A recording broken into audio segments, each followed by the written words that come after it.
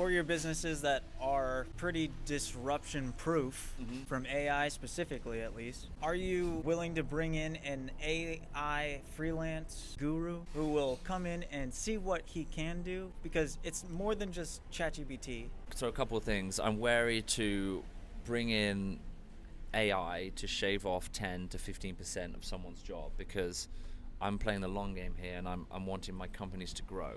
So maybe it could amplify what they're already doing to allow them to take on more. Like, I don't want to take on these types of technology just to chop or replace people. That's not really what I'm about, providing they're doing good work, of course. But if I think it's a way to get someone from like a 1 output to a 1.2 or 1.25, you know, to allow them to do more, then that's when I'm interested. And of course I'm interested in hearing experts. That's kind of a principle I've got anyway. I always want to learn from someone that knows more than me. I am wary of people who kind of reach out on social media and other methods regularly. You know, there's a lot of spam out there, like, hey, I'm an AI expert, let me collaborate with you to, again, it sounds like they've used ChatGPT to write the message, let me collaborate with you to find efficiencies and streamline existing processes, blah blah blah. And I'm like, it takes me brain power to figure out what you're saying. Like, they're basically asking me to take time out of my day to go and find a problem to give back to them that they can then work on, and it feels like a lot of effort. I think the way to do it, if you are an AI expert, is to come to a business owner and say, this is a problem I've already identified and I've got a solution for it, and I can immediately implement it with you. And then even better, rather than paying you on the front end, like, if we can save you X and we take a cut of that, so you get, it's win-win. Like, you save $100,000 over the next year and we take a percentage of that as our fee for that first year. Like, that would be, I'm just thinking through off the top of my head, that's how I think someone could structure those kind of deals. But like, if you're coming to me and saying, how can I add value? And it's like, that's quite a lot. I'm going to have to take quite a bit of time out of my day to go away and be like, okay, well, what skill set have you got? Like, what's your experience? What have you done before? Like, business owners don't have time for that kind of stuff. What you need to do if you are an AI expert watching this is, yeah, I'm very happy to hear from you. I want real results you've had already, and I want like an actual problem that you're going to solve. If you're an AI expert, you should be able to figure out an industry, figure out a problem that 90% of them are having, fix it on your own, and then bring that entire solution to them straight up front. Yeah, I mean, if you are that person and you are an expert in AI, work with someone you know that runs a business, someone you have a relationship with already, try and solve a problem for them, and then take that solution to market for other people in the same industry. That's a great way to go. Would you see you implementing AI to answer phone calls and schedule things? Honestly, yes and no. I think it depends on the business, but generally I definitely consider it, and I would definitely be interested in that. Does it replace the need for a warm, engaged human who makes the person feel welcome?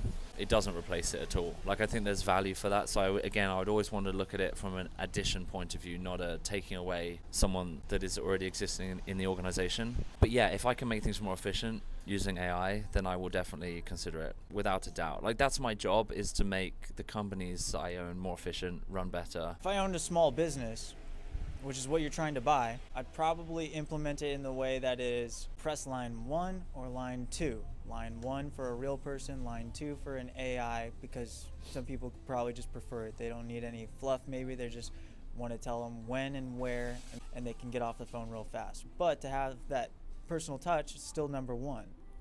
Yeah, as long as people can get out the mindset of that, you know, we're all tired of the call centers where it's like, hello, please listen carefully as our menu options have changed, and then it's like, press 1 for this, and it goes all the way through to 9, and then you miss the one you're meant to do, and it's like, press star to repeat, and you got to start again, and then it's like, none of it answers your question. It's like, speak to the representative, and it's like, I'm sorry, I can't fulfill that right now. Like, that is, if AI is going to be that, then most people won't be interested. So I think you've got to somehow break that kind of stereotype that if an AI, I mean, I've heard some AI phone calls that they're really scarily impressive.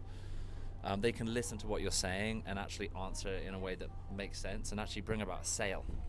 Right. Really impressive. Really quick about it too. There's not much render time on that. Yeah. So, I mean, I've mixed feelings at this point. Like, maybe ask me again next year. Maybe my opinions have changed, but I have mixed feelings. But I think we've got to break away from like thinking if it's going to be like a call center type vibe, then people won't be interested in that. But if it can if you can really listen to what you're saying and efficiently answer your question without having to wait in line for 45 minutes, then I think people will want that solution. I would want it if I'm calling an airline and I have to make a change to a ticket or something, and I can just immediately speak to a computer that actually knows what I'm saying, then I'm in for that type of technology. And that's the difference between the small business and big business. Big business, I mean, unless they have thousands of people answering phone calls, then generally they're just getting emails. But with small business, how many calls do you get a day from customers? So I'd say with any investment you make with a small business, that you have to look at your payback periods. Like, how long is it going to take me to get my initial investment back? And I think this kind of technology, it wouldn't surprise me if it follows the kind of the pattern that TVs took. TVs used to be so expensive, right? Especially really good ones. You know, you sit in the corner of the room, fire electrons at the screen. You know, they're pretty big things. And now they're really thin screens, and they're getting cheaper and cheaper. And I imagine that this kind of technology will also get cheaper and cheaper. So at the moment, like, the investment is high because the technology is new, and I'm guessing the payback period is pretty long. And so you really have to consider, as a small business, is it worth it for me? And the answer may be no right now, but I think there's going to be an inflection point where it actually makes sense to invest in this technology, because the payback's much shorter, because the technology is cheaper, but also more of your competitors are using it as well. And so at that point, you really need to keep up with the crowd, or you're going to be left behind.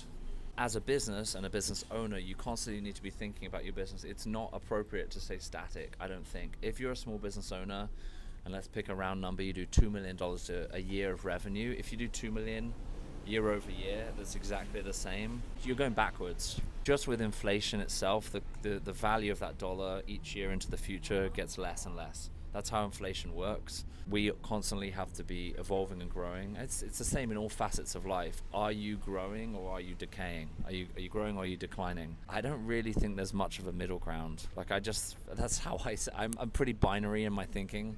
But if you're static, then I really see that as kind of a slow and steady decline over time. But Chris Voss wrote the book, Never Split the Difference, which is a great negotiation book, really recommend it. But I had the privilege of sitting next to him at a mastermind dinner, and his voice is like that in real life. He's got a great late night DJ voice, and it can be really good in negotiations. I mean, I'm like, on a scale of like 1 to 10 of mastery, I'm probably at a 1. So Chris, if you're watching, I've got a lot to learn from you, but I enjoyed sitting next to you and learning how you do this professionally, how you've done it, and on very large platforms. It's like, if you're trying to buy a business, going back to the business buying, you're trying to buy a business and you've done the world's best spreadsheet, the world's best financial model, but you can't speak to a seller and you can't relate to the seller. It's not going to go well for you, versus someone who maybe has just put some high level numbers together, back of a napkin type math. But you are a master at getting the seller to communicate what really matters to them. Like, that's so important. You need to know that, and they may not have thought it through, so you can get that out into the open. Like, why do you really want to sell? What is most important to you? Do you want a lump sum? Would you rather have more money but payments over time? Like, you can start to draw this information out. It's valuable for the seller and it's valuable for you as a buyer, and I'd much rather be the back of a napkin math guy. That's coming from someone with a financial modeling background, but I'd much rather be that guy who's great at connecting all the time with sellers than the guy who's awesome at financial modeling who cannot speak to people. First of all, you could pay somebody else to go do that financial modeling. Yep. You can't really pay somebody else to go represent you. No, because people will want to know, again, comes back to human connection. People will want to know who's going to be running their business. I've spent 25 years building. Like, that's a big deal. Of course it's a big deal. If I'm selling a business 25 years from now, I want to know who's running my business first and foremost. What is the character of that person? What's their integrity like? What do they believe? Do they have a faith? What's their family situation? Like, all of this, it's not like this factor is the be all and end all. Like, it's a macro picture, and you take information from all the different facets that are important to you, and I make a balanced decision based on that. When you meet a seller for the very first time, what is your desired outcome? I mean, it works both ways. Like, I don't by default want to buy your business if I meet up with you, because I don't just want to buy every business. I want to buy businesses that make sense for me, my family, my objective, my goals, just as a seller wants to sell a business to someone that meets their goals, you know, and that's not just financial as well. And so when I meet with a seller, I want to connect first and foremost. Do we actually kind of get each other on a human level? Do we understand each other? It's nice to share stories. From then you start to figure out, does the business make sense? Like, is the business making money? You want to get into that pretty quickly. But again, the numbers and the fair price to pay can come a bit later. Because I think what you need to decide, you want to work with a seller who wants a fair price for their business, not someone who wants to milk you for every dollar that you've got and make you pay an unreasonable amount of money for the business. Like, I don't want to work with people like that. Like, life's too short. I want to work with someone who wants a fair price, and I'll pay you a fair price, and we can look at market comps together. Like, I'm totally fine with that. So let's first of all work out if the business is a good fit. Am I the right type of person to oversee your business going forward? Maybe not. If I've got a background in medical devices, for example, and I'm talking to you about buying a landscaping business, maybe like this, we're worlds apart, and we're not the same type of people. It's not going to work. But maybe you, Mr. Landscaper, decide that me, Mr. Medical Device, experienced person, I can still learn it, and I want to, and that's fine. But all of these soft things have to be decided and talked about on the front end. I like that you said the word soft, because there's soft skills and hard skills. Mm-hmm.